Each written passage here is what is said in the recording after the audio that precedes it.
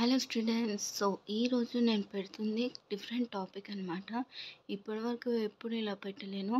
And మీకు C plus plus పైన general knowledge ఉండాలంటే ఏంటి, యాక్చువల్లీ సి అంటే ఏంటి, సి ప్లస్ ప్లస్ అంటే ఏంటి, అది పెడుతున్నాను.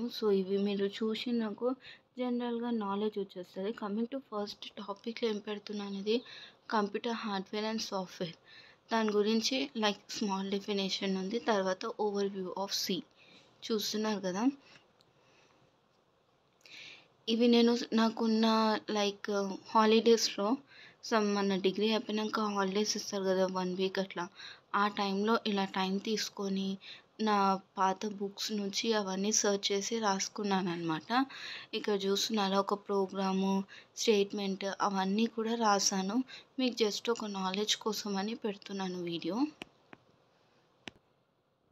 ఇది చూడండి, how to create database in Microsoft access. Next కింద టాపిక్ ఏంటి, build your first Android app in Java.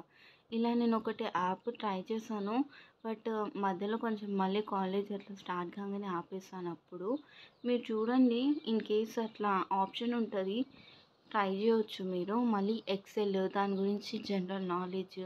Coming to నేను పెడుతున్న దాంట్లో ఎన్నో సి ప్లస్ ప్లస్ గురించి రాసుకున్నాను, Python, database, data structure, database management system, ఇంకా చాలా ఉన్నాయి. అవన్నీ రాసి పెట్టాను, మీకు ఒక్కొక్క వీడియో అప్లోడ్ చేస్తాను. ఇది మొత్తం ఎక్సెల్ గురించే ఉంది, దాందే ఎక్స్ప్లెనేషన్ చూస్తున్నారా. స్టార్టింగ్ ఎక్సెల్, మళ్ళీ కీ స్ట్రోక్,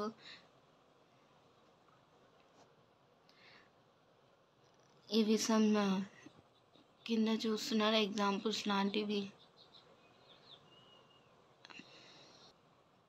ఇది ఎంఎస్ వర్డ్ గురించి, అది నేను 2001లో రాసుకున్నాను. అక్కడ డేట్స్ చూడండి, అప్పుడు రాసుకున్నాను. ఆ బుక్ నాకు ఈ మధ్యలో దొరికింది, కాబట్టి మీకు జనరల్గా నాలెడ్జ్ పెరుగుతుంది కదా అని వీడియోస్ అప్లోడ్ చేస్తున్నాను.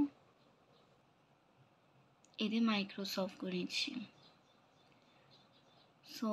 నెక్స్ట్ వీడియోలో ఇంకా వేరేవి అప్లోడ్ చేస్తాను, సాఫ్ట్వేర్, ఇంకా వేరే ఉన్నాయి, ఆ టాపిక్స్ అప్లోడ్ చేస్తాను. Please like and share my video, subscribe my channel. Thank you.